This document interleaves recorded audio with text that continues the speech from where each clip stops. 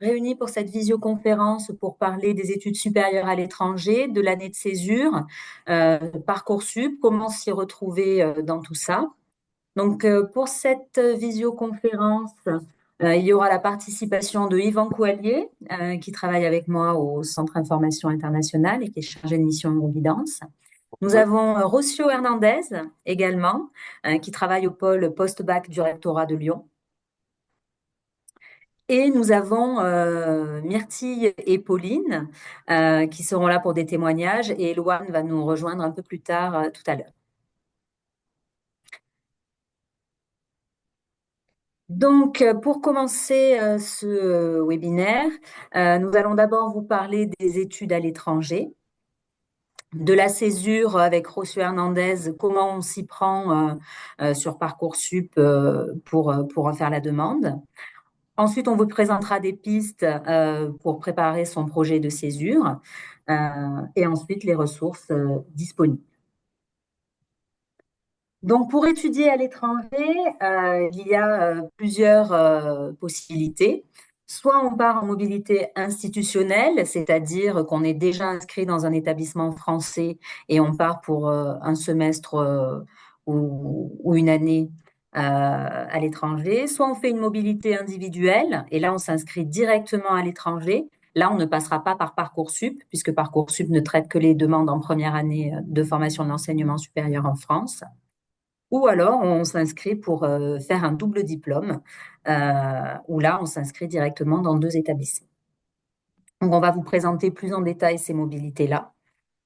Donc, pour une mobilité institutionnelle, c'est des échanges entre établissements. Donc, en général, il faut se renseigner auprès de l'établissement où on est inscrit. Il y a toujours un service de relations internationales, en tout cas des noms similaires. Souvent, des forums sont organisés et vous pouvez connaître les partenariats des établissements. Donc là, on a mis un exemple de l'Université de Montpellier, tous les partenariats qu'ils ont à travers le monde. Ça peut être Erasmus ou hors Erasmus. Et le temps de formation, donc la formation que vous suivez à l'étranger, elle correspond à ce que vous auriez suivi en France. Donc en général, la mobilité, elle se fait à partir de la deuxième année d'études, mais ce qu'on remarque, c'est que c'est plutôt à partir de la troisième ou de la quatrième année, puisque la deuxième année, il faut le temps qu'ils vous connaissent, donc c'est plutôt en deuxième année qu'on postule. Donc un semestre ou une année, on peut faire une mobilité par cycle, donc une mobilité en licence et une mobilité en master. Et on peut aussi faire des stages. On peut faire une mobilité en stage en Europe. Ça, c'est possible dès la première année. Donc, comme je vous disais, donc on candidate l'année précédente. Il y a tout un dossier à faire. Donc là, il faut se renseigner sur les critères que la formation demande. Et il faut aussi avoir un niveau suffisant, un niveau scolaire, enfin un niveau académique, et passer un test, un niveau académique en langue, valider son année. Et parfois, il y a des tests. Donc, il y a un contrat d'études qui est conclu entre l'établissement partenaire et l'étudiant et l'établissement d'origine ou l'entreprise d'accueil. Et ce contrat d'études permet de vous assurer que ce que vous allez faire à l'étranger sera reconnu dans votre diplôme français et vous validerez les mêmes crédits. Les frais de scolarité correspondent à ceux que vous aurez payé, enfin que vous payez en France. L'avantage, alors après, quand c'est hors Erasmus, quand c'est hors Europe, il peut y avoir des frais qui s'ajoutent. Mais voilà, si c'est Erasmus, vous pouvez avoir des bourses. Vous pouvez aussi avoir une bourse régionale, conserver les bourses sur critères sociaux et aussi des bourses à l'aide à la mobilité internationale. Euh, donc voilà, et les montants des bourses varient selon les revenus et le projet. Donc maintenant, Yvan va nous présenter la mobilité individuelle quand on s'inscrit directement à l'étranger. Eh bien, bonjour à tous. Donc là, Nelly vous a présenté les possibilités de partir quand on part dans le cadre d'un échange, c'est-à-dire pour tous les lycéens qui vont aller s'inscrire dans une université ou une école en France, puisque tout type de formation peut permettre de partir, hein, qu'on soit en école d'ingénieur, de commerce, en sciences humaines, dans le domaine de la santé, etc. Donc, c'est pas que pour ceux qui feraient des langues ou du commerce ou de l'ingénierie, par exemple. Donc là, Pour la mobilité individuelle, on est vraiment pour des jeunes, donc là des lycéens principalement, qui vont aller s'inscrire directement donc à l'étranger et qui du coup ne passeront pas par la plateforme Parcoursup. Donc on est pour des jeunes qui voudront aller faire vraiment tout leur diplôme à l'étranger.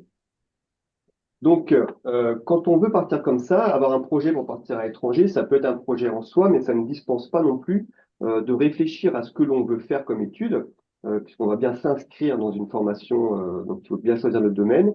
Et puis, il faut également ensuite trouver le pays dans lequel vous allez le faire et trouver les formations qui sont proposées dans ce pays.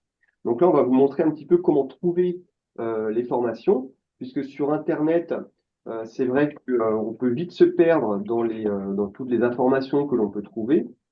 Si vous faites simplement des recherches, je sais pas, université en Espagne par exemple, très souvent dans les moteurs de recherche vont arriver en premier les formations plutôt qui vont être privées par exemple, et vous n'aurez pas de réponse exhaustive. Donc là, en passant soit par le site donc euroguidance-france.org, puisque donc on est nous au Centre d'information internationale de Lyon, Centre national ressources pour ce réseau Euroguidance, mais en partenariat aussi avec les CIO de Lille, de Marseille et de Strasbourg, et avec également le soutien de l'ONICEP. Et vous avez également notre site plus académique, donc sur Lyon, pour lequel on va simplement vous montrer un outil particulier. Donc là, on va commencer par le site euroguidance-france.org.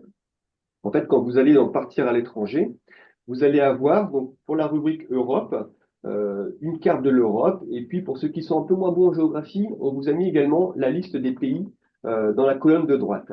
Donc, quand vous cliquez sur un pays, là, on vous a mis l'exemple de l'Irlande, par exemple. Donc voilà, l'Irlande, vous allez avoir à chaque fois des fiches pays qui sont construites un peu de la même façon. Donc avec un onglet, notamment sur les études en Irlande, mais également sur la formation professionnelle, les stages, les volontariats, etc.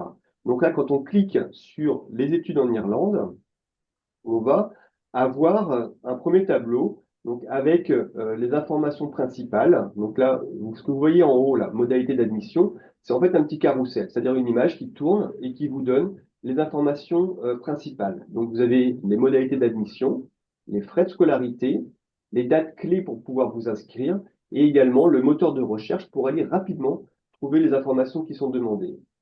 Ensuite, quand vous voulez avoir plus d'informations précises sur un système éducatif, vous pouvez aller dans le texte que l'on voit ensuite. Si tu peux juste revenir un peu, voilà, merci Nelly. Vous avez par exemple la description des diplômes que l'on peut trouver, un onglet sur les admissions où on va bien vous présenter toutes les procédures d'admission propres à chaque pays. Ensuite, les frais de scolarité et les bourses, parce que vous verrez que le budget, c'est un point très important, mais il y a aussi le coût de la vie qui peut être important à prendre en compte. Et puis d'autres éléments importants quand on veut voilà, s'expatrier, au moins pour des études, voilà, concernant le logement, l'emploi étudiant, puis des questions administratives comme la sécurité sociale, des choses comme ça, que les étudiants en général n'aiment pas trop. Mais il faut passer par là. Donc, si tu veux passer, Nelly. Voilà. L'autre site qu'on voulait vous montrer comme autre ressource, c'est notre site académique hein, qui est hébergé sur le site du rectorat de Lyon. C'est pour ça que vous voyez le titre du site en haut, hein, ci.edu.ac-lyon.fr, c'est un petit peu long. Mais vous avez entre autres sur ce site ce que vous voyez en haut à droite qui est la Mobidata. Donc en fait, la Mobidata, c'est un outil que l'on a réalisé pour aider en fait les professionnels de l'orientation, donc les conseillers d'orientation, les enseignants, les équipes de direction, à trouver assez rapidement de l'information fiable sur Internet. Ce qu'on a fait, c'est qu'on a classé tous les sites Internet officiels des différents pays et que l'on a reclassé par thématique. Là, sur ce que l'on voit, on voit que études secondaires et études supérieures, mais dans la Mobidata, vous avez également des onglets sur les volontariats, les stages, les cours de langue, les tests de langue, les jobs à l'étranger, etc., etc. Donc là, comme on est vraiment sur les études, on vous met l'exemple, notamment par rapport à l'Espagne. Vous mettez trouver une formation, et là, ce que l'on voit affiché, c'est des liens qui sont actifs. Attends, juste un tout petit peu avant, Nelly. Voilà, vous voyez les liens qui sont actifs en bleu, et vous avez également, ce qui est important, c'est la source, voir un petit peu où est-ce qu'on a été chercher en fait ce site-là. Donc là, pour l'exemple ici, on va avoir à la fois donc, les formations universitaires, donc avec le gouvernement d'Espagne, avec le ministère des Universités, mais vous allez éventuellement, également avoir les diplômes techniques, donc tout ce qui va concerner l'éducation et la formation professionnelle, et également des formations non universitaires pour ceux qui voudraient aller dans le domaine notamment des arts, tout ce qui est beaux-arts, musique, arts plastiques, etc. Donc là, justement, quand on clique sur Trouver une formation, là on peut y aller, c'est une copie d'écran de ce qu'on peut trouver. Donc là, vous voyez qu'on est passé en langue espagnole parce qu'on est directement sur le site officiel espagnol. Donc là, pour ceux qui connaissent un tout petit peu l'espagnol, vous voyez en haut à gauche, par exemple, c'est une recherche par mots-clés, mais vous pouvez avoir également une recherche par domaine thématique, et puis ensuite, on va vous demander d'autres critères hein, qu'on peut trouver sur des sites français aussi, hein, comme le niveau d'études, si c'est en présentiel ou à distanciel, si c'est à temps plein ou à mi-temps, est-ce qu'il y a des langues étrangères qui sont proposées dans le cursus, etc. Et également une sélection par zone géographique hein, pour vous aider un peu dans votre recherche. Donc là, par exemple, si on clique dessus, moi j'avais sélectionné simplement art et humanité, si on peut passer l'écran. Voilà. Et donc, vous trouvez ce type de résultats. Donc là, on ne va pas tout détailler ce que vous voyez ici, mais juste pour vous montrer que vous pouvez avoir certaines informations, notamment le nom de l'université, le titre. Donc là, c'est des grados, parce qu'on est sur le grado, c'est le premier diplôme universitaire, hein, l'équivalent d'une licence. Et après, vous avez d'autres informations, si c'est public, privé, etc. La nota décolletée, donc au milieu du tableau, c'est la note du dernier admis, par exemple, qui est sur 14 points. Donc tout ça, pour l'Espagne, on vous l'expliquera également dans une visioconférence qui aura lieu le 18 février, donc pour ceux qui sont vraiment intéressés par ce pays. Donc là, on ne va pas vous donner plus d'informations, c'était juste pour vous montrer l'exemple. Donc si on passe après, on a juste un deuxième exemple, voilà, pour l'Allemagne, par exemple. Donc là, on a également différentes sources pour trouver une formation, donc notamment le Hochschulkompass, qui est vraiment le moteur de recherche officiel en Allemagne, avec également beaucoup de critères que l'on peut rentrer. Et vous voyez que, par exemple, on a plus de 22 000 formations dans le supérieur que l'on peut trouver à partir de cette base de données. Et autrement, la source autre, c'est la source du DAAD, qui fait la promotion en fait, de l'enseignement supérieur en Allemagne. Merci Nelly. Donc, lorsque on souhaite s'inscrire comme ça, donc une fois on sait dans quel domaine on veut étudier, on a repéré les formations, donc grâce aux différents moteurs de recherche, on a à peu près compris comment fonctionnaient les systèmes éducatifs à l'étranger, il va falloir candidater. Donc là, Rossio nous parlera de Parcoursup tout à l'heure, mais là, on est vraiment en dehors de Parcoursup. Il faut bien comprendre que l'on va s'inscrire directement dans le pays demandé. Ça implique qu'on est sur des calendriers différents. Calendrier de Parcoursup, vous connaissez, c'est entre janvier et mars globalement. Là, ça va être très différent. Ça peut être très tôt dans l'année pour des destinations comme l'Irlande, le Royaume-Uni, par exemple, on est plutôt autour de janvier, début février. Et ça peut aller jusque mi-juillet pour la Belgique, ou encore plus tard des fois pour des formations en Italie. Donc c'est vraiment très très variable. Il peut y avoir des fois également une démarche de reconnaissance du bac français. On va dire que c'est plutôt une démarche administrative qui est demandée dans certains pays et qu'il faut un peu anticiper.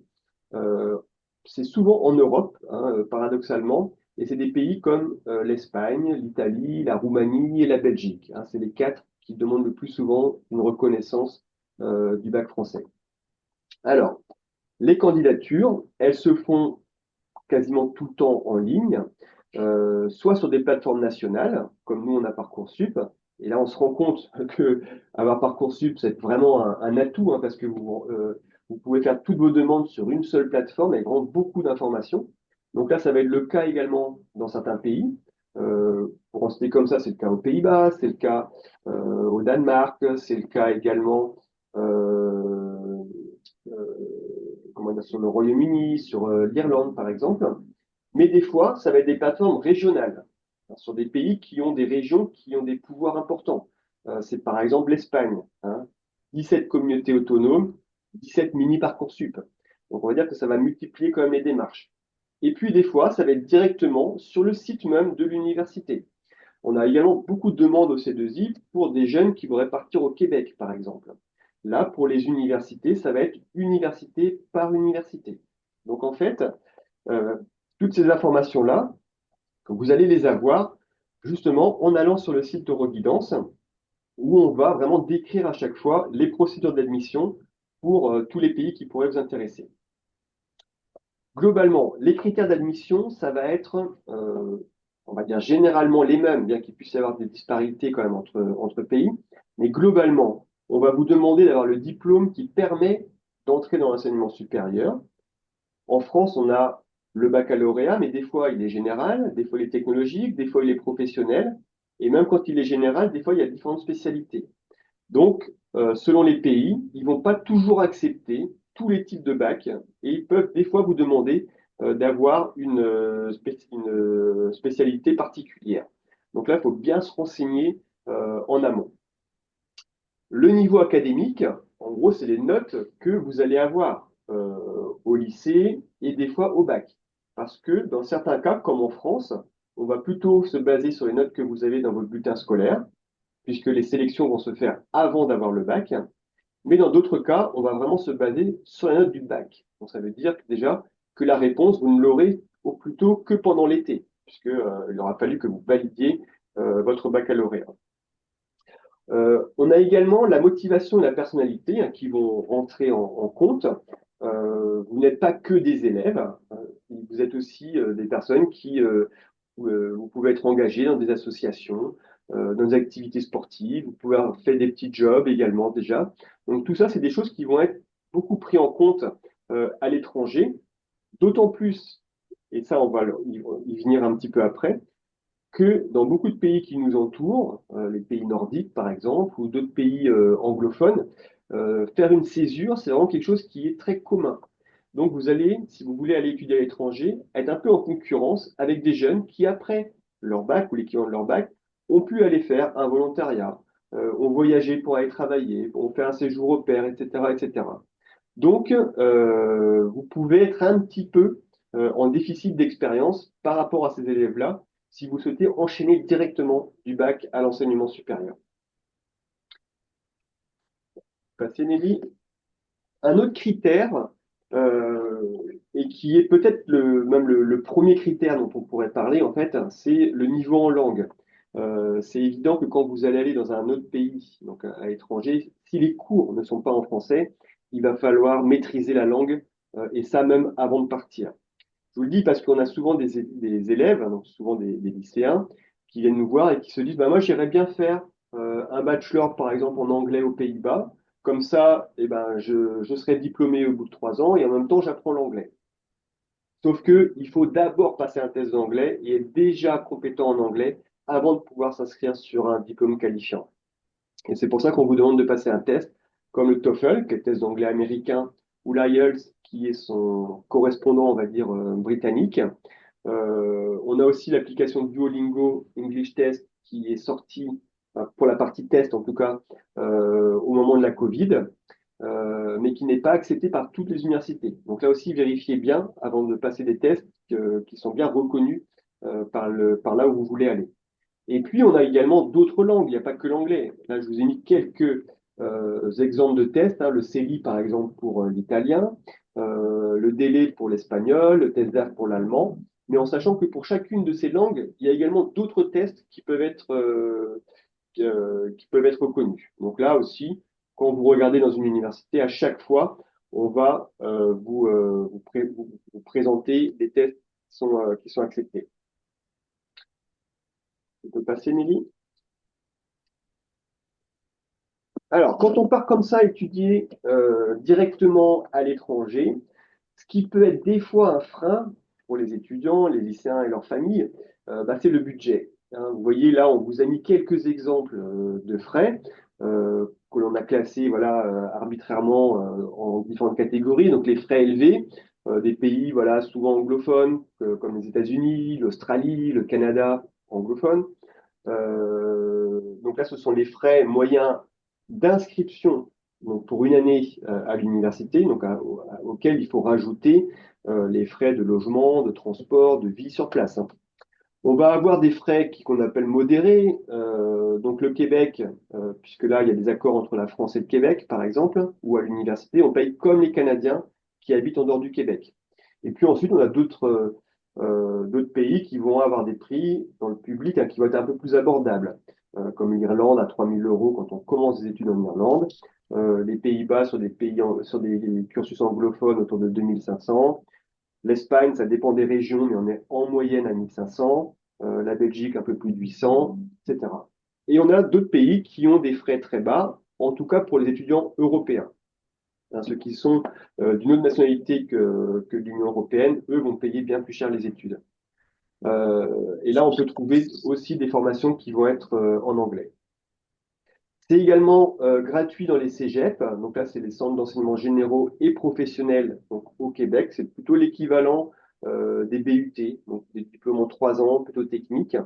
Et puis, il faut bien penser également que même si on est dans des pays européens où les frais sont à zéro pour les étudiants européens, ils peuvent rester payants quand on est dans des universités privées. Voilà, après, le reste, on va pouvoir passer. Je peux passer, Émilie? Ouais. On a également, pour aller un tout petit peu plus loin, la possibilité de partir sur des doubles diplômes qui vont être, on va dire, le niveau de partenariat un peu plus élevé que dans le premier exemple où on vous montrait des échanges. Puisque là, l'idée, c'est vraiment d'obtenir les diplômes des deux universités. Alors, on a indiqué que c'est une organisation propre à chaque programme. Parce que vous verrez, on a des programmes qui démarrent tout de suite après bac et qui peuvent être, là Pauline va pouvoir nous en parler après, mais qui peuvent durer voilà 5 ans sur voilà les 5 années de licence et master. Mais on en a d'autres programmes des fois qui vont démarrer que au niveau du master ou qui vont concerner que je sais pas, les 2 dernières années de licence par exemple. Donc c'est assez variable et ils ne sont pas tous construits de la même façon. L'idée quand même générale, c'est qu'on obtient les deux diplômes et on a des frais d'inscription qui sont à payer dans le pays où on étudie, c'est-à-dire où on est physiquement l'année en question. Parce qu'on est des fois sur une alternance, une année dans un pays, une année dans l'autre. Donc à chaque fois, il va falloir payer les frais du pays en question. Je vous ai indiqué que sur le post-bac, il y a une recherche possible sur Parcoursup.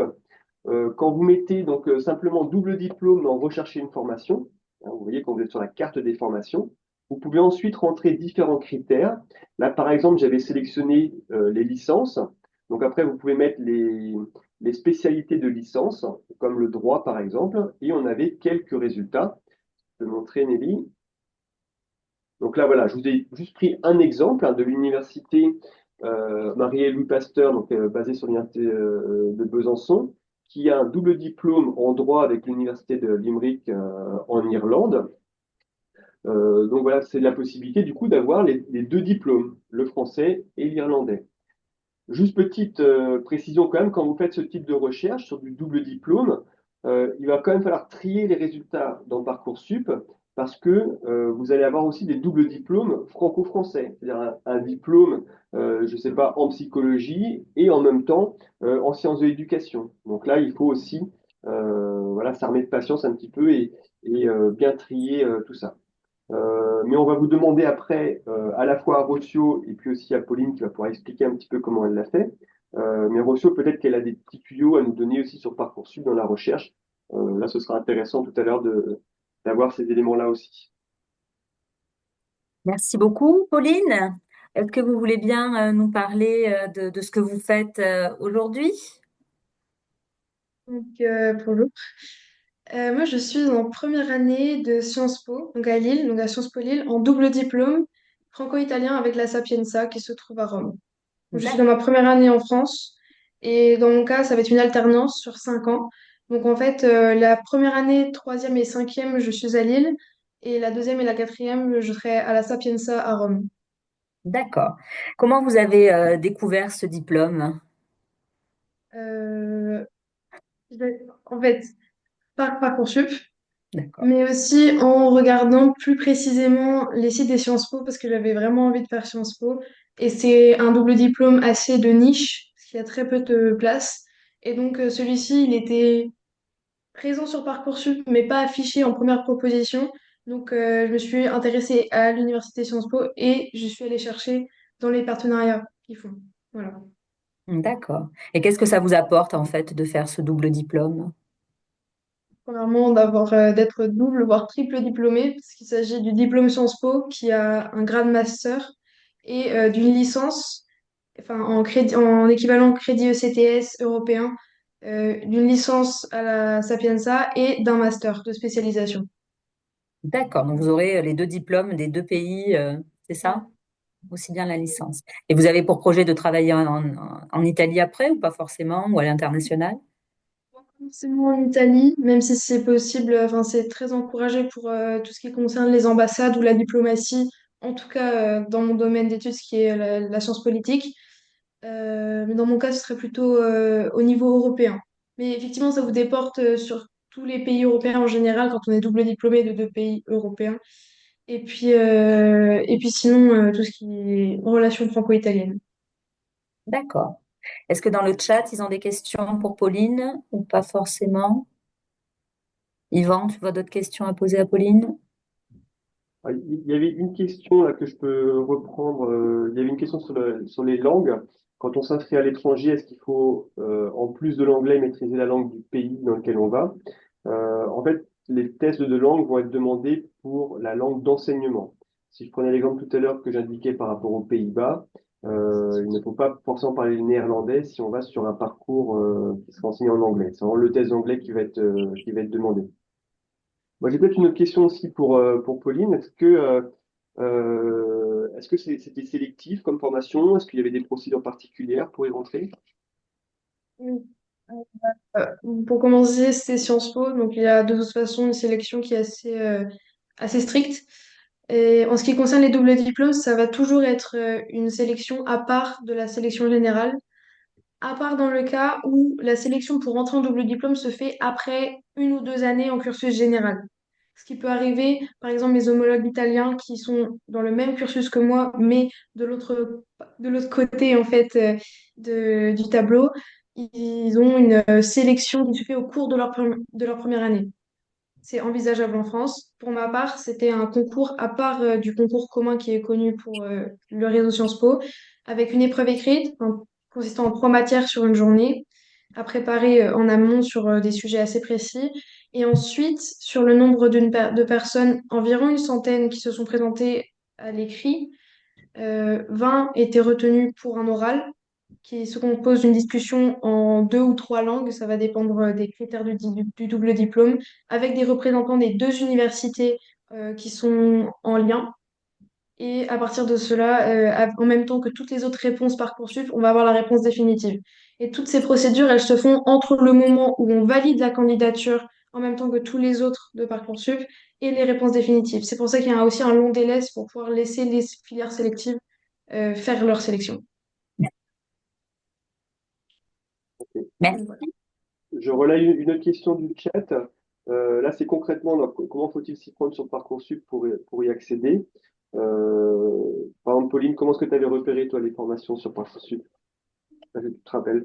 Moi, j'avais commencé dans la toute première phase quand on a accès à Parcoursup. Je me sens que c'était à partir de décembre, dans laquelle on peut voir en fait un peu ce qui est disponible et surtout s'informer sur les procédures de sélection et les procédures euh, même au-delà de la sélection, comment candidater.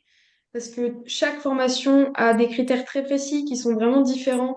Enfin, pour ma part, je n'avais pas sélectionné uniquement des Sciences Po, mais également des écoles de droit, un double diplôme également européen.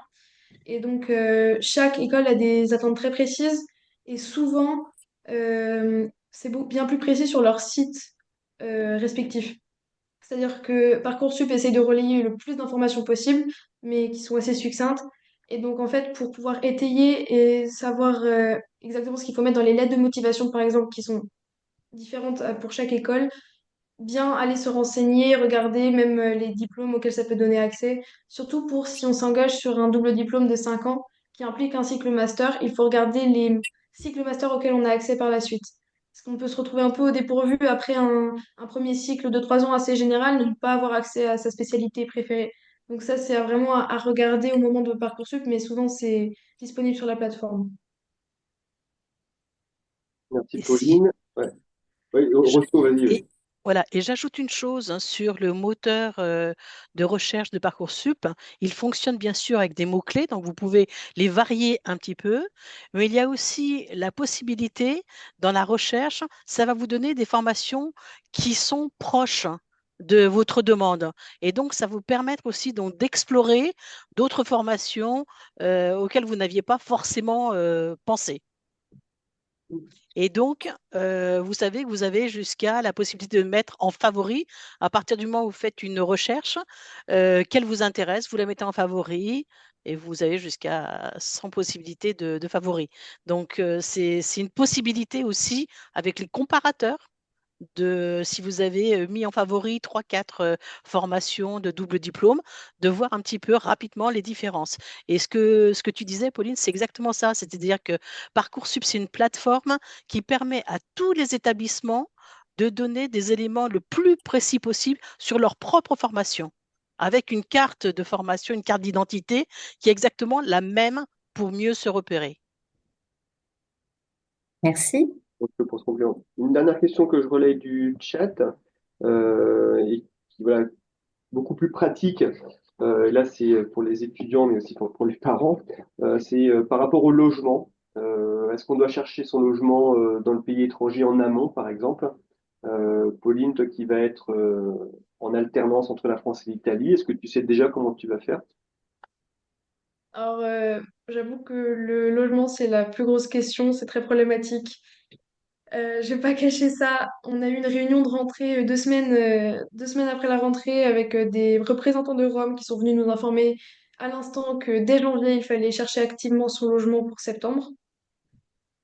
C'est assez particulier suivant les villes, sachant que tous les doubles diplômes ne se trouvent pas dans des milieux urbains comme Rome. Mais dans mon cas, ça va être très compliqué. Donc, je suis en recherche active. Hmm. Voilà. En général, dans les pays autres que la France, ça se fait beaucoup par groupe Facebook. Et il y a aussi la question de revenir en France. Donc, il y a une solution pour pouvoir conserver son logement. Par exemple, j'y ai réfléchi pour la France. Mon logement, on peut le mettre en sous-location, mais ce qui, quand même, occasionne des démarches administratives assez importantes. Je sais que d'autres doubles diplômes de mon école se sont organisés parce qu'ils avaient la possibilité sur le long terme de se transmettre les appartements entre personnes de la filière qui échangeaient chaque année. Donc c'est assez intéressant, mais c'est propre à chaque cursus et c'est les étudiants qui le mettent ça en place. C'est pratiquement jamais les écoles qui vont le mettre en place. Donc c'est le gros point noir des doubles diplômes en alternance. Il faut être prêt à bouger et à se jeter dans le bain pour trouver des logements, quoi. Merci Pauline. Merci beaucoup, Pauline. Il y a d'autres questions dans le chat là-dessus ou c'est bon? Que je ne les vois pas. Euh, Non. Question mais plus particulière et je vais y Ok, répondre en mail, je vais les très réorienter. bien. Donc, voilà, enfin, je vais reposer le cadre de la césure. Donc, avant de donner la parole à Rossio, la césure, c'est une suspension temporaire et volontaire de ses études. Donc, c'est inscrit dans la loi avec un décret en 2018, pardon.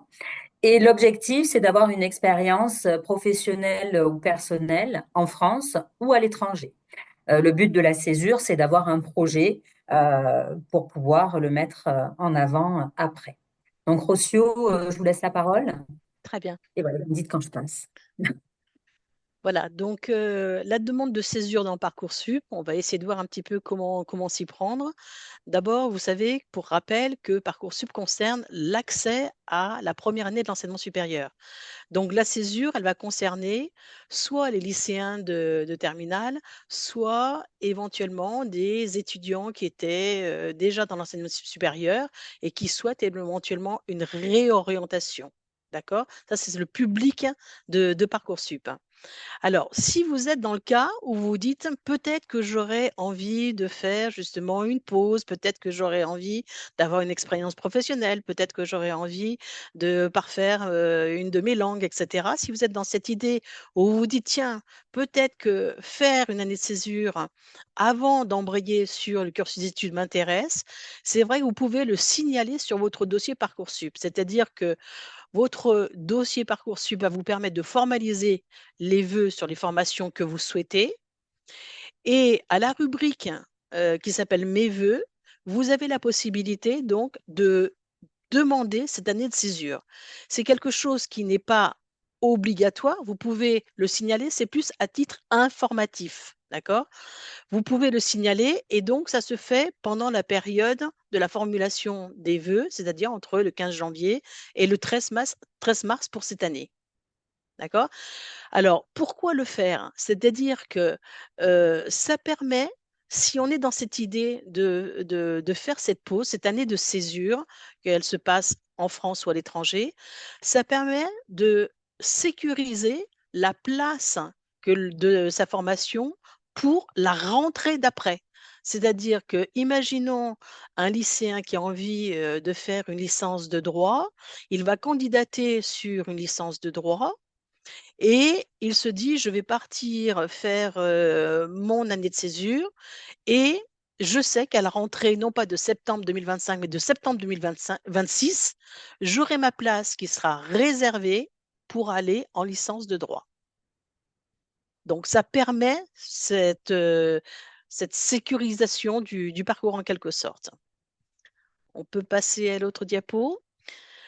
Sur Parcoursup, au-delà du fait que vous pouvez demander votre césure, vous avez la possibilité donc d'avoir de l'information aussi sur ce qu'est une césure. Donc, je vous ai fait la capture d'écran sur la foire aux questions et on vous dit de manière plus détaillée ce qu'est la césure, qui peut en bénéficier, de quelle façon, combien de temps ça peut durer.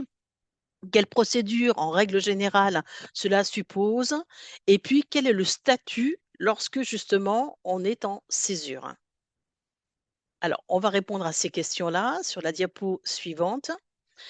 Une des premières choses à signaler, c'est que le projet de césure, c'est quelque chose qui est individuel, qui vous appartient et qui n'est pas du tout euh, qui n'est pas visible par les commissions qui vont examiner vos candidatures. Donc, les établissements n'ont pas accès à cette information.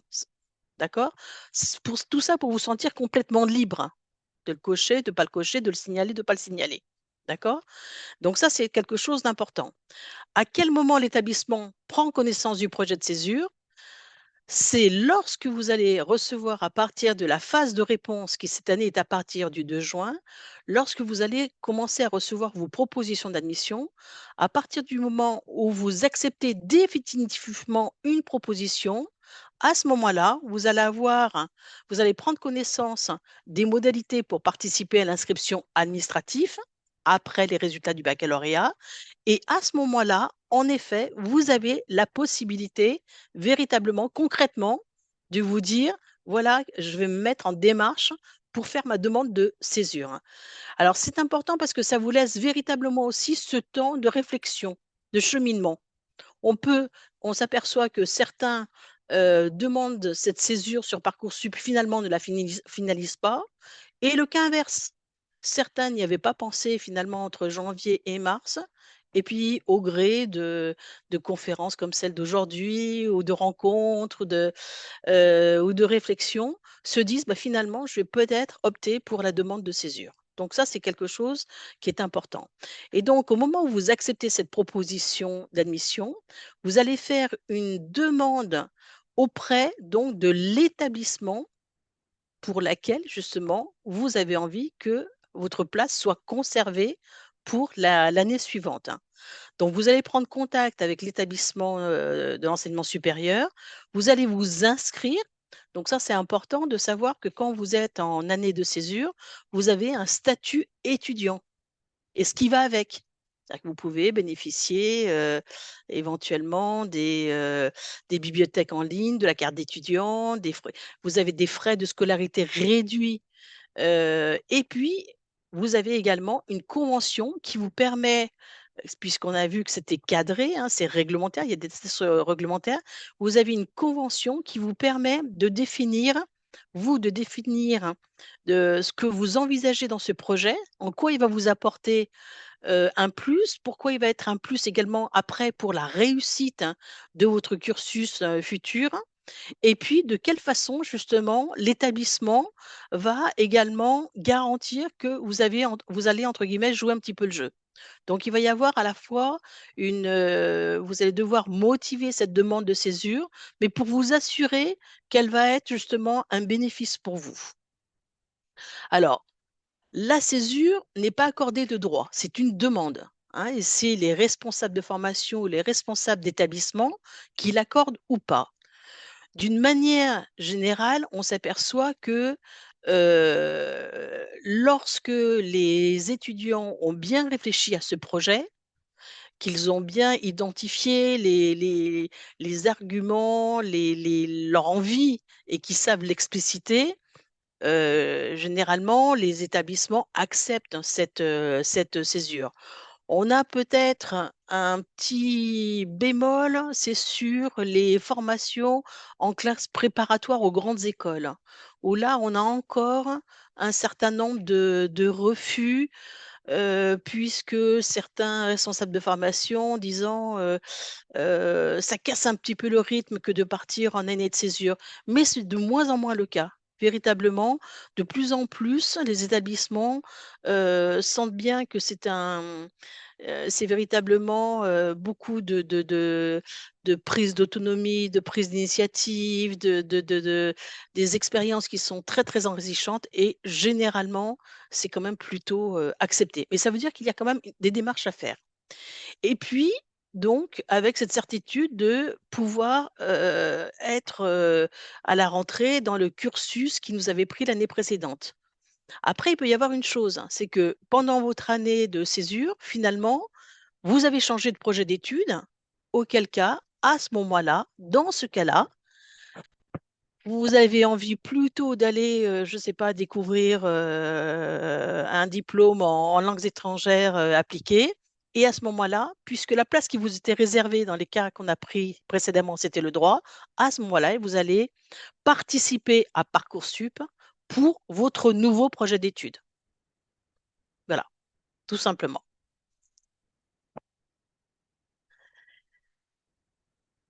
Alors, j'ai quelques petites données pour vous dire un petit peu qui candidate, hein, à cette césure.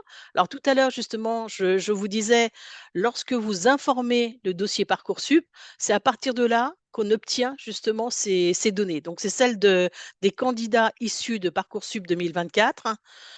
On s'aperçoit que malgré tout, la demande de césure reste minoritaire, hein. On est autour de un petit peu moins de 2% pour l'ensemble des candidats, mais on s'aperçoit quand même que les terminales sont un petit peu plus nombreux, puisqu'ils sont donc 2,19% à demander des césures, hein.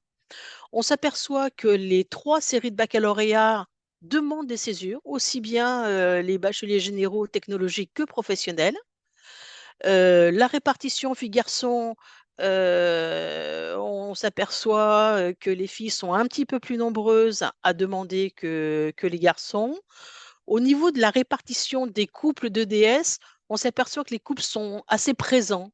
D'une année sur l'autre, ils sont assez variables, mais on a quand même une tendance à avoir souvent des EDS qui concernent forcément les langues, les sciences économiques et sociales, mais ça peut être également des sciences.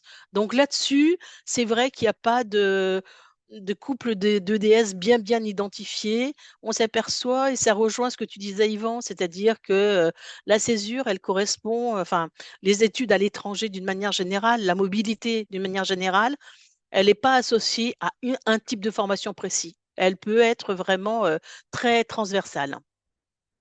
On s'aperçoit que parmi ceux qui demandent une césure, ben, ils viennent de toutes les catégories sociales, hein, c'est très, très divers, hein. Il n'y en a pas une qui prédomine l'autre. Et puis parmi les types de formations qu'on retrouve quand même très souvent, là pour la coup, d'une année sur l'autre, ça revient. C'est d'abord les candidats qui vont faire des formations en école de commerce et de management, les licences, des candidats qui vont aller vers une licence ou vers les études de santé. C'est un petit peu le profil, je dirais.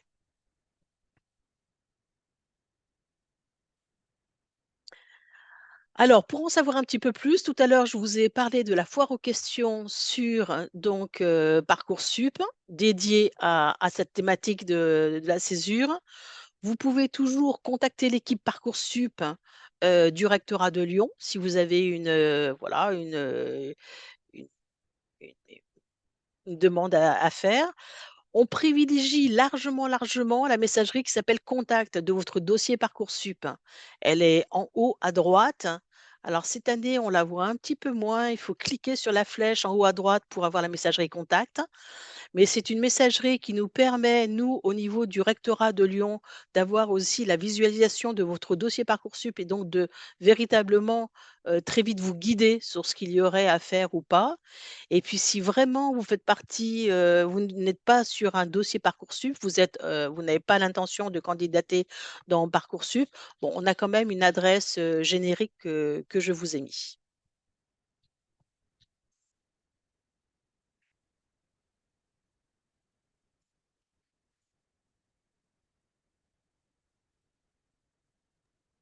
Noémie, on n'entend pas. Ton micro, il est éteint. Merci, pardon. Donc, merci Rocio pour cette présentation. Merci, vous avez fait une année de césure cette année, donc vous étiez en terminale l'année dernière, c'est bien ça? Ah, Voilà, et donc comment ça s'est passé? Qu'est-ce que vous avez fait? alors, moi, de septembre jusqu'à l'équivalent des vacances de Noël, j'étais en Irlande et j'ai pris des cours de langue à l'université où j'avais l'équivalent de 4 heures de cours d'anglais avec des profs d'Irlande et aussi d'autres profs qui avaient voyagé, mais qui savaient très bien parler anglais. Et c'était une classe où il y avait majoritairement et uniquement des personnes étrangères du monde entier et qui venaient vraiment pour apprendre de l'anglais. Mais on pouvait aussi être mélangé avec les personnes de l'université par toutes les activités qui étaient à l'université. On avait droit d'y participer aussi, qui a permis de se faire des contacts du monde entier et aussi réellement irlandais pour ma part, avec qui je pouvais pratiquer mon anglais. D'accord, donc vous vous êtes inscrit sur Parcoursup, c'est ça, Oui. d'abord. Alors, Euh, je me suis inscrite sur Parcoursup à Lyon 2 en licence de psychologie et ok, j'ai fait la démarche pour demander d'avoir une année de césure en expliquant mon projet, donc qui vous avez fait une était lettre de motivation. oui, j'ai tout ce qu'il faut pour du coup demander l'école, donc la lettre de motivation, remplir mon dossier, transférer mes dossiers de notes. Et comme pour s'inscrire pour Parcoursup Ouais. pour l'école, tout en ayant coché avant la case césure. Mhm.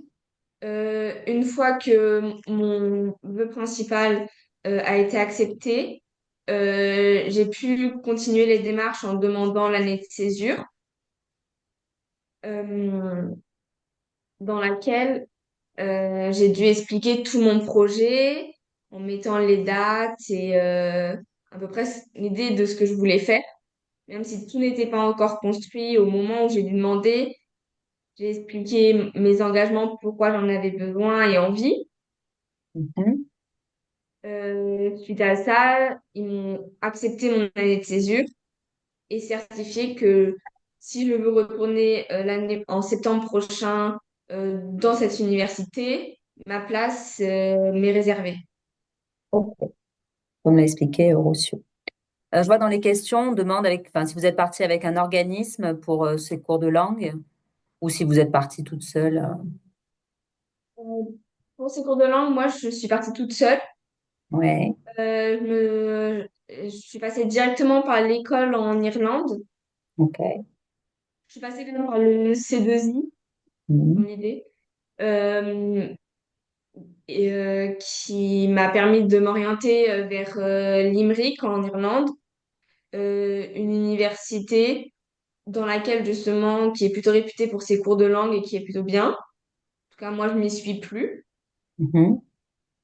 Et j'avais du lundi au vendredi 4 heures d'anglais à mon niveau, ce qui m'a permis de débuter sur un niveau vraiment débutant à une première classe, car mon niveau d'anglais était niveau 1, je dirais.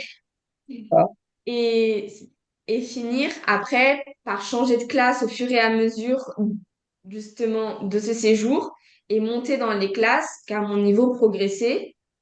Et les profs en ont conclu qu'il fallait que je change de classe, justement, et ils adaptent vraiment les cours en fonction des niveaux. d'accord. Et vous avez atteint les objectifs que vous souhaitiez? Oui. Très bien. Est-ce qu'il y a d'autres questions ou pas?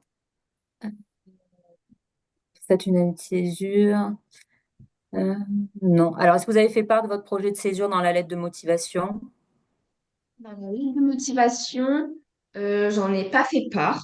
C'est pas obligatoire, effectivement. Je me suis juste décrite et expliqué pourquoi je voulais rentrer en licence de psychologie, mais sans toutefois expliquer que avant j'avais envie, justement, car selon les universités, ça, si on le dit, ça peut justement freiner à prendre la personne.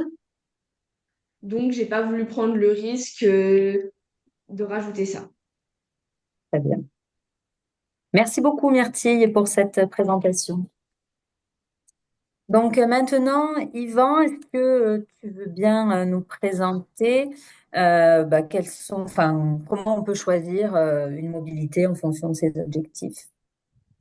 Voilà, merci Nelly, on reviendra après sur l'exemple de césure. Euh, donc là, en fait, lorsqu'on choisit de faire une césure, donc on demande à l'établissement donc, de ne pas être inscrit enfin de pas aller en formation pendant un an, mais il faut avoir un projet, un objectif. Et ça, c'était quelque chose que vous allez devoir construire en tant que lycéen ou que étudiant.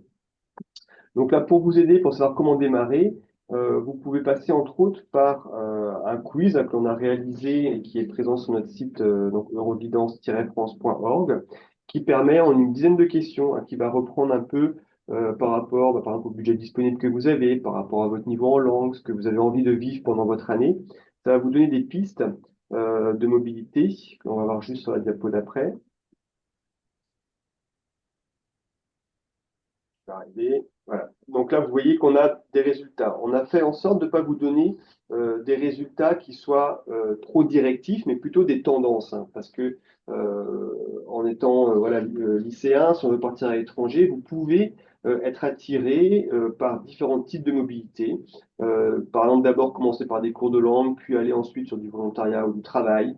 D'autres vont préférer vraiment voyager de façon plus libre pendant un an. D'autres, au contraire, ont besoin d'être vraiment très, très cadrés. Donc là, ça dépend vraiment de chacun. Ici, avec ces résultats-là, on vous donne des tendances. Et puis, il y a toujours une rubrique, donc aller plus loin, où on va pas simplement vous dire, ben voilà, vous pourriez faire un volontariat. Ouais, ok, mais qu'est-ce qu'on en fait de ça? Donc là, on va vraiment vous donner des informations plus concrètes, plus précises et des adresses d'associations ou d'écoles, par exemple, pour vraiment mettre en place votre projet. En sachant que un autre message qu'on veut faire passer ici, c'est qu'il faudra vraiment que vous soyez acteur et vraiment engagé et investi dans votre projet. Sinon, il n'aboutira pas. Il faut vraiment que ça vienne de vous. À chaque fois qu'on le voit, si c'est quelque chose qui est imposé ou que pour lequel vous n'êtes pas très motivé, soit vous y allez et ça se passe pas très bien, soit ça n'aboutit pas tout simplement. Je vais vous montrer par la suite.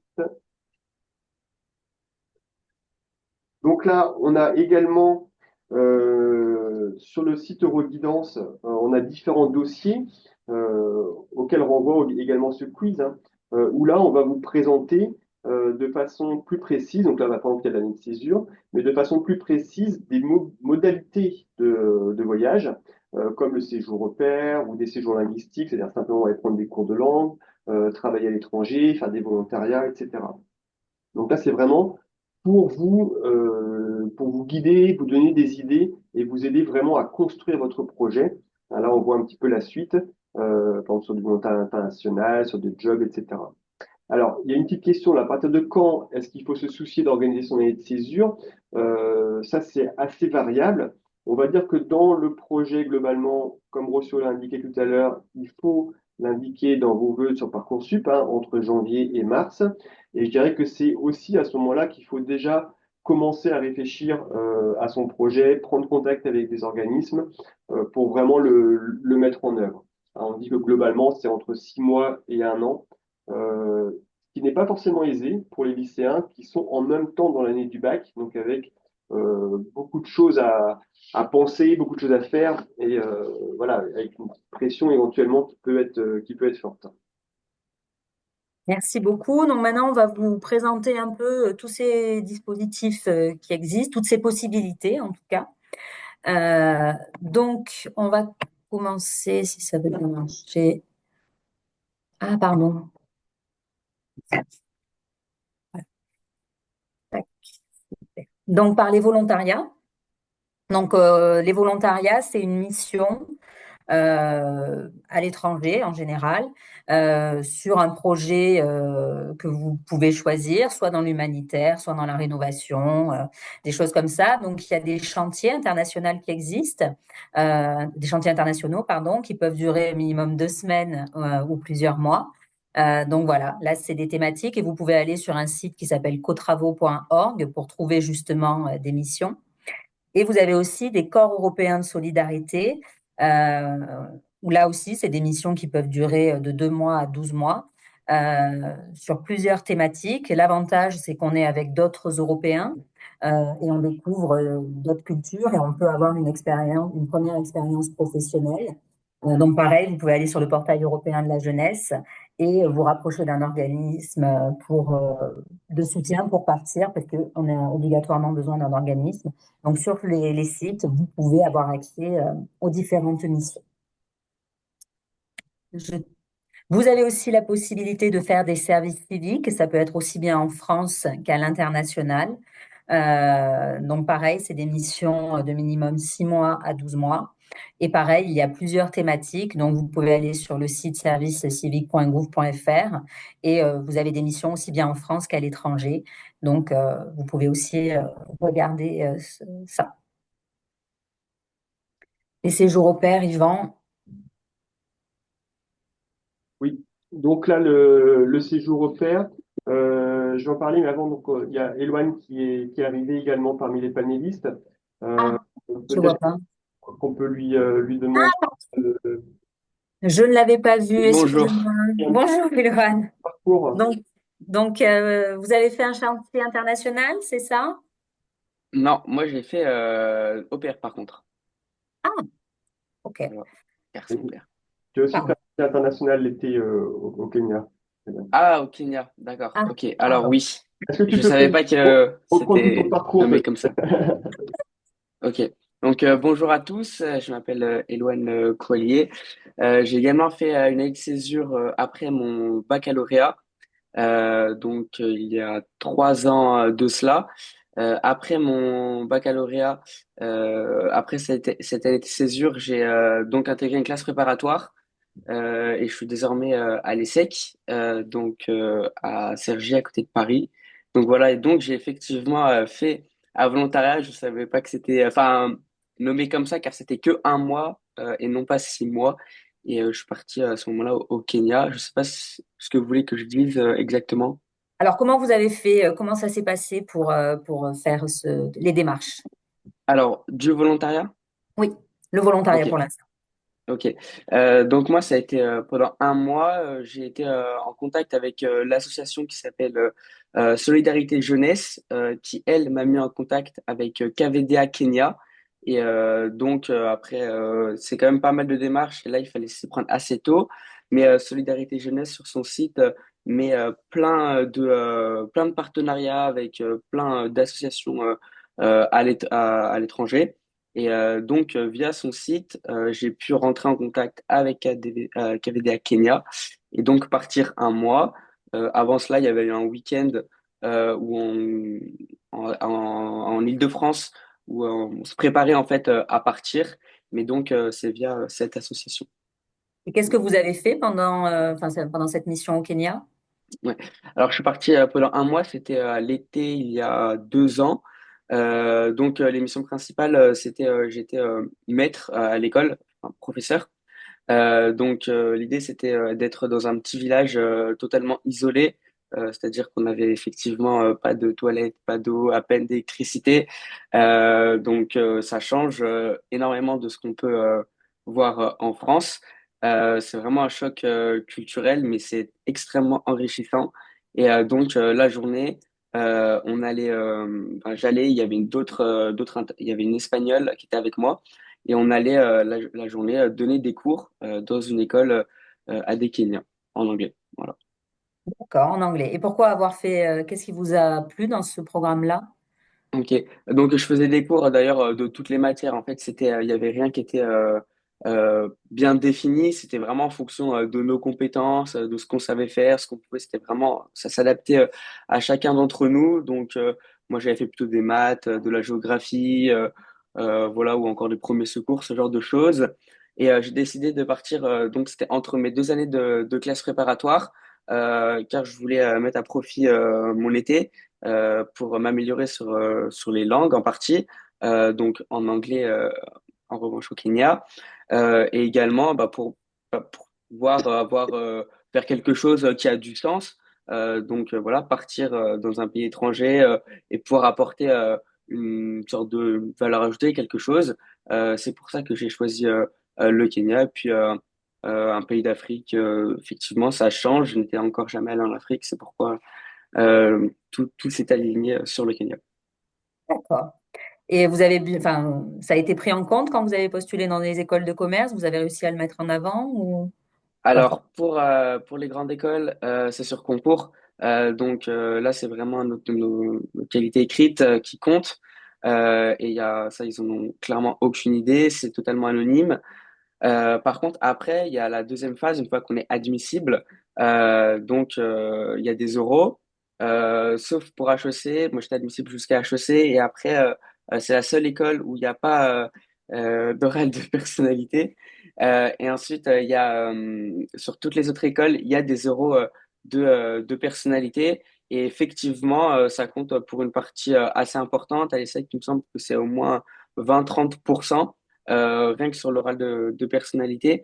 Donc effectivement, c'est quelque chose qui change des autres candidats, c'est quelque chose qu'on peut mettre en avant, comme toute activité professionnelle, hein, c'est pas forcément ça qui est important, mais comme ça sort du lot et qu'il faut faire la différence, que c'est rare, effectivement, ça a bien sûr une valeur ajoutée.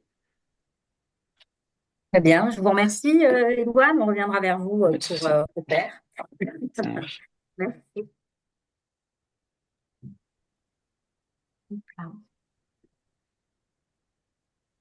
Donc, le séjour au pair, c'est aussi une des possibilités donc, pour des lycéens ou des étudiants de passer quelques mois ou une année à l'étranger. J'appelle juste le principe, hein, c'est vraiment de s'occuper des enfants et de participer à la vie quotidienne d'une famille.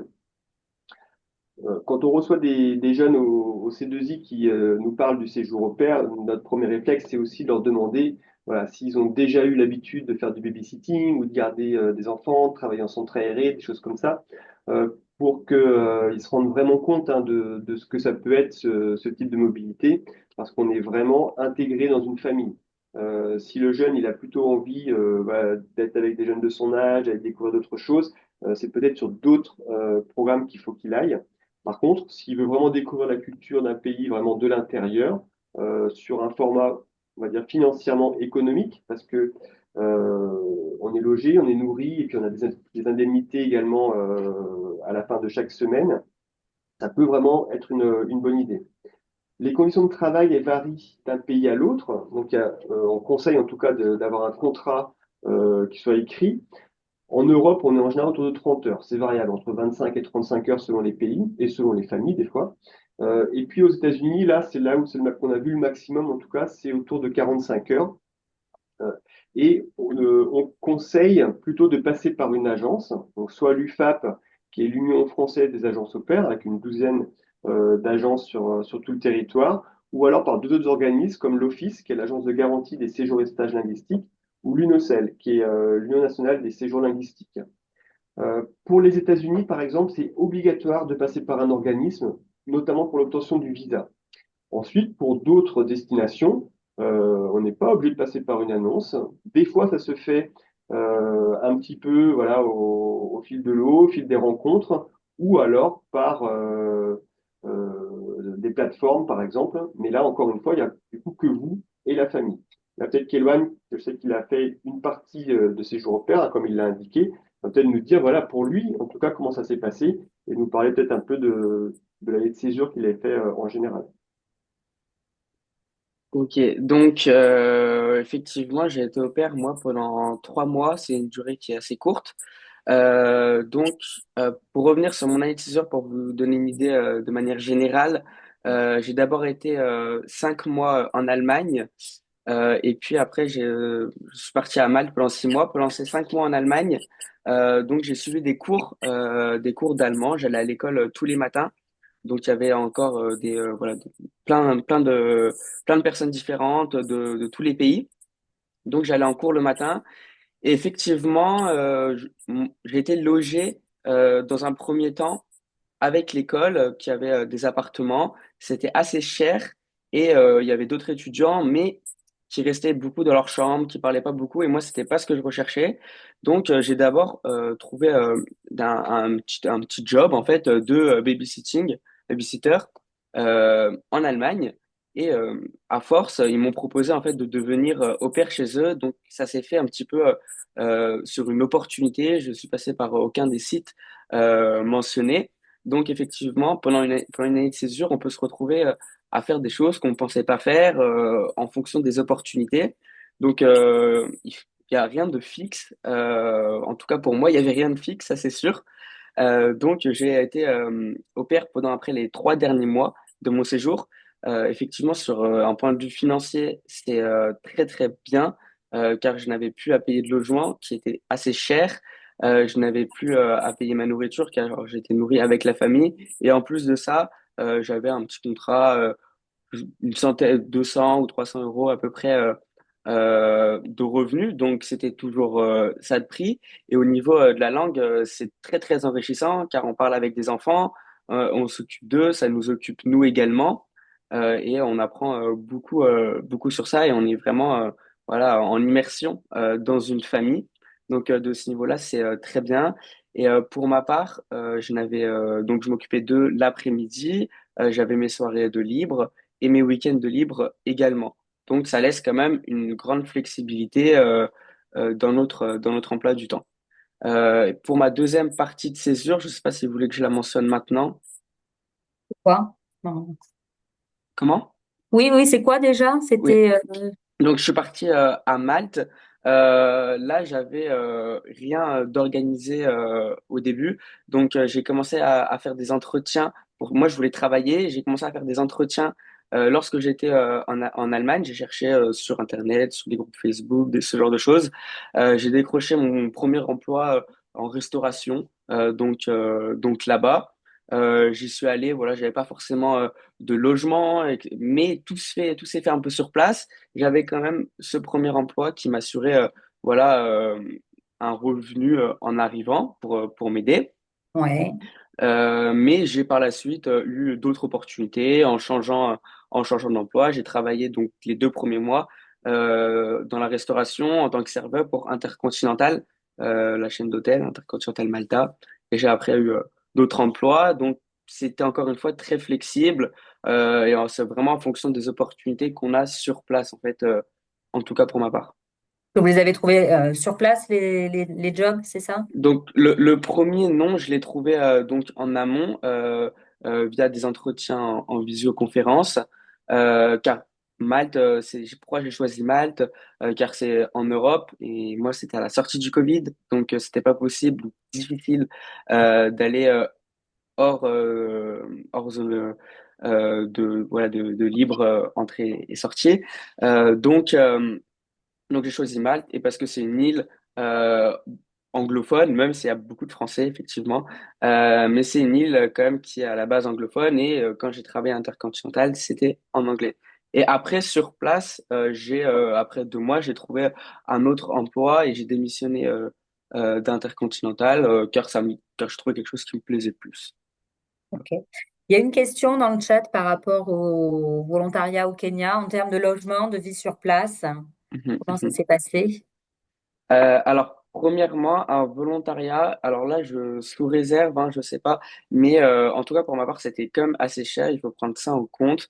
Il y a le billet d'avion à payer, il y a une partie, donc, tout ce qui va regrouper les frais sur place, également des vaccins, ce genre de choses à penser, qu'on pense pas forcément au début. Donc, moi, j'avais tout payé avant d'aller sur place. Et tout était pris en compte, donc avec l'association qui est venue nous chercher à l'aéroport. Au début, elle nous a amené à Nairobi, où on a dormi dans un hôtel. Et puis après, on est allé dans une petite comté, un petit comté, dans un petit village.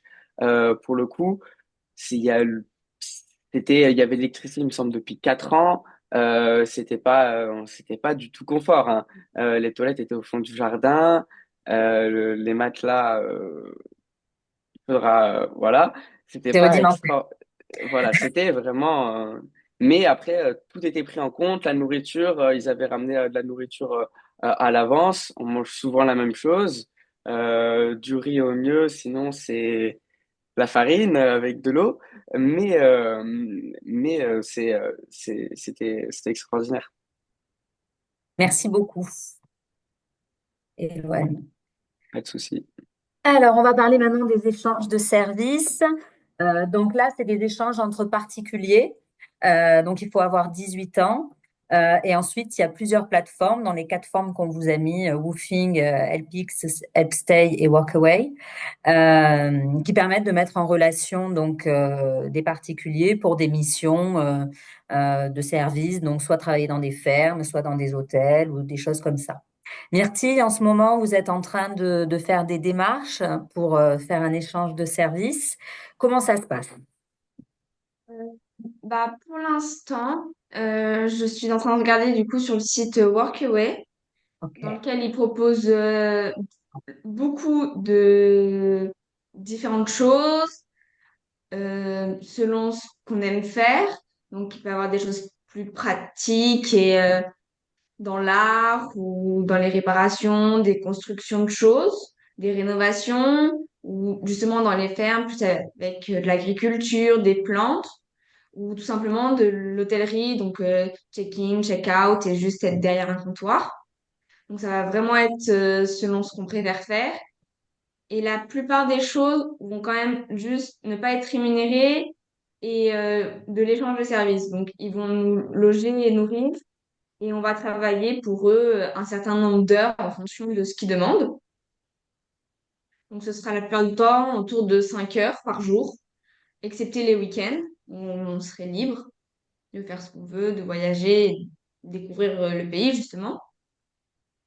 Pour l'instant, moi, j'ai contacté différents plutôt hôtels euh, et j'ai eu des réponses. Dans mes réponses, des fois, ils vont juste prendre en continuité.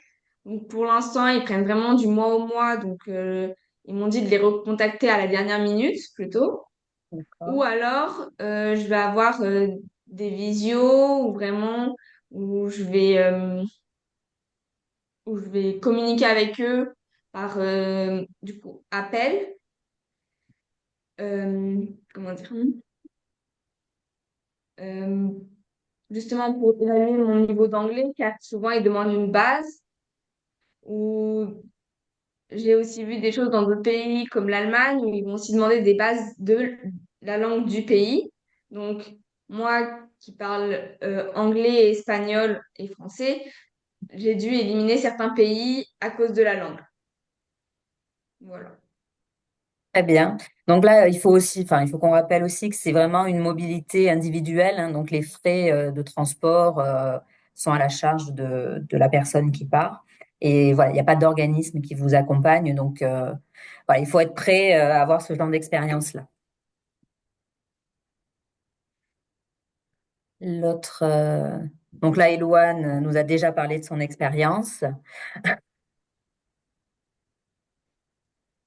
Donc là, si je peux, du coup, je vais enchaîner sur du coup les jobs à l'étranger. Euh, donc c'est aussi possible hein, pendant une année de césure de partir à l'étranger pour travailler, voire même pendant un été, par exemple, entre deux années scolaires. Il y a des ressources qui existent. Je pense au réseau Eurodesk, hein, qui est le réseau européen pour la jeunesse, donc représenté en France par le CIDJ, donc Centre d'information et de documentation jeunesse, et que l'on va retrouver un peu partout sur le territoire avec les CRIJ et les points BIGE et les points PIGE, par exemple. Donc là, eux, ils ont par exemple une brochure sur donc, comment trouver un job à l'étranger et ils vont vous donner des pistes, notamment dans les domaines où les jeunes trouvent plus facilement un emploi. Donc ça va être des secteurs dont on a déjà parlé, hein, ça va être l'hôtellerie-restauration, ça va concerner l'animation et le tourisme, ça va concerner tout le domaine agricole, et puis également tout ce qui est commerce ou petit commerce, en tout cas.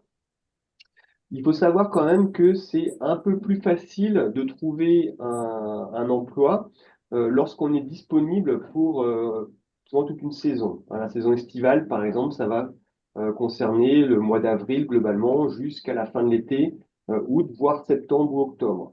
Donc quand on part juste pour un ou deux mois d'été, ça peut être un peu plus compliqué de trouver quelque chose à l'étranger. Mais donc voilà, ça reste éventuellement possible. Ensuite, on l'a vu, et comme Eloane l'a indiqué tout à l'heure, hein, ça peut aussi être voilà, par des initiatives personnelles, aller rechercher voilà, euh, comment dire, des adresses sur Facebook, sur des sites, et d'envoyer des candidatures spontanées. Et c'est ça, comme ça, qui permet des fois également de trouver un emploi. On vous a également indiqué le réseau européen pour l'emploi, qui est EURES, où là, on est quand même plutôt sur de l'emploi pour des personnes qui sont qualifiées et qui voudraient s'expatrier ailleurs en Europe. Donc, vous trouvez quand même beaucoup d'offres d'emploi, mais on trouve également des offres, des fois de stage ou des jobs qui s'apparentent plutôt à des jobs d'été. Et sur ce site RES, il y a également beaucoup d'informations sur vivre et travailler dans le pays, notamment pour avoir des indications toutes simples comme quel est le salaire minimum dans le pays, comment se passe la fiscalité, d'avoir des pistes pour le logement, la sécurité sociale, etc. Donc c'est vraiment une mine d'informations, y compris pour des jeunes qui voudraient partir en césure ou tout simplement se renseigner sur une mobilité, voilà, sur du travail pendant l'été par exemple. Ensuite, nous avons aussi le PVT, permis vacances-travail, où là, on va postuler. Donc, il y a une quinzaine de pays où les Français peuvent postuler. Donc, il y a des pays anglophones, des pays hispaniques en Amérique latine, des pays en Asie également.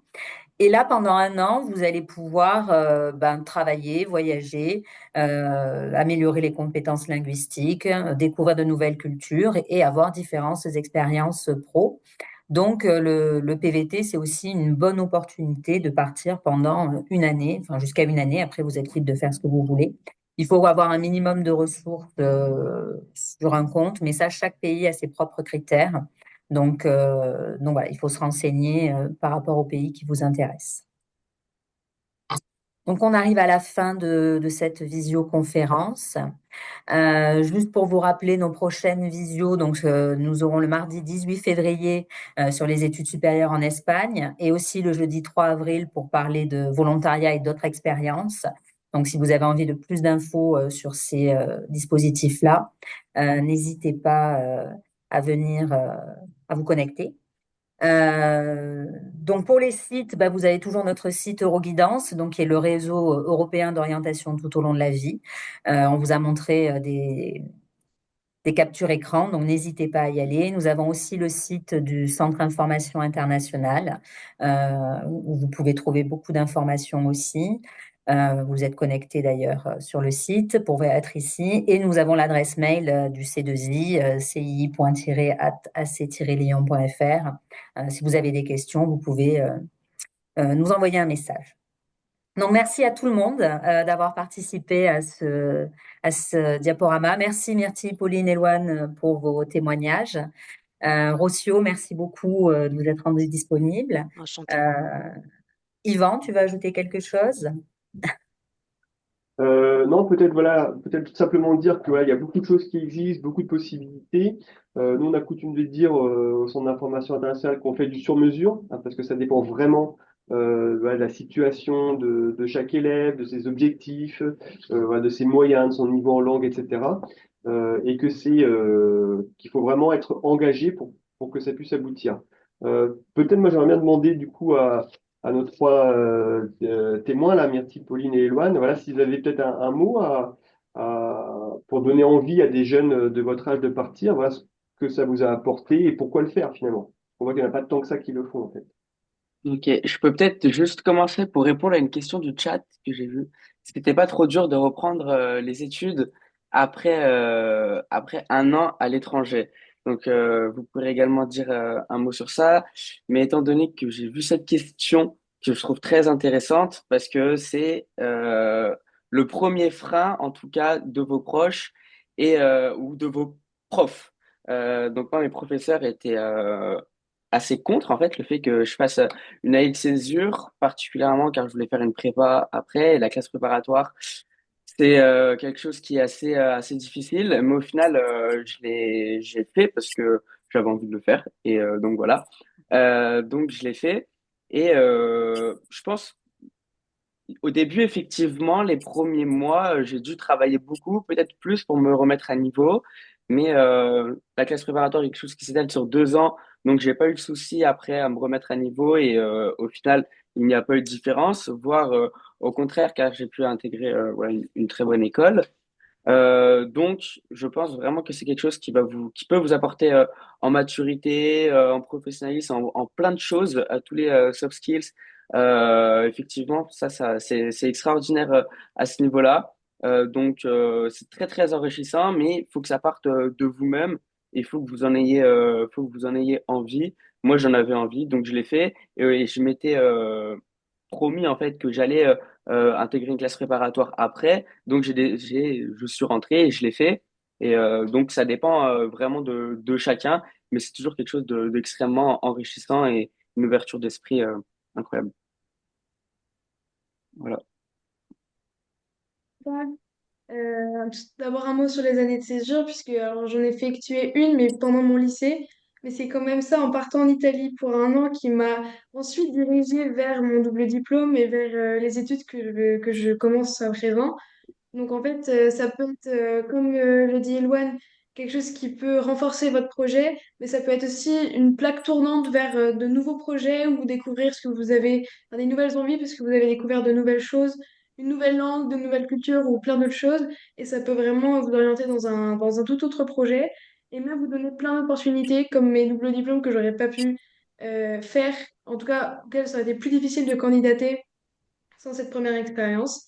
Et puis aussi, mais ça, ce sera peut-être en annexe, de vous intéresser aux stages que proposent vos écoles, puisque souvent maintenant les stages sont obligatoires, parfois de 6 mois à un an, et même lors de mobilité mixte. Et que ce soit dans tous les domaines d'études, à la fac ou en grande école, la plupart du temps, on peut effectuer ces stages à l'étranger et ça peut être une très bonne alternative pour pouvoir non seulement expérimenter la langue, mais aussi le cadre à l'étranger, dans le monde du travail. Et c'est vraiment quelque chose à regarder si vous n'avez pas forcément envie d'effectuer vos études ailleurs. Voilà. Pour moi, l'année de césure que je suis en train de faire, je me rends compte que ça m'aide vraiment à me projeter, par exemple, l'année prochaine, car là, actuellement, je suis inscrite encore à l'Université de Lyon 2, mais j'envisage d'aller en Belgique euh, et savoir que je supporte aussi de pouvoir être à l'étranger et vivre aussi toute seule dans un pays étranger ça, et m'ouvrir à la langue et à d'autres choses ça permet aussi de prendre en maturité, en confiance en soi et de se sentir déjà plus soi aussi, car dans le pays étranger, personne vous connaît et vous pouvez vraiment être vous-même aussi. Donc ça aide et oui, pouvoir juste savoir que c'est possible et qu'on peut y arriver. Voilà. Message d'espoir. Merci. Merci à vous trois. On va en rester là, je pense. Je pense qu'il n'y a plus de questions. Merci à tout le monde. Et ben, j'ai plus qu'à vous souhaiter une bonne soirée. Bonne continuation à vous. Et, profitez bien de votre, enfin, profite bien, merci, de votre césure. Profitez bien. Merci. Je vous souhaite une bonne soirée. Au Au revoir. revoir, bonne soirée. Élie, merci à Bonsoir.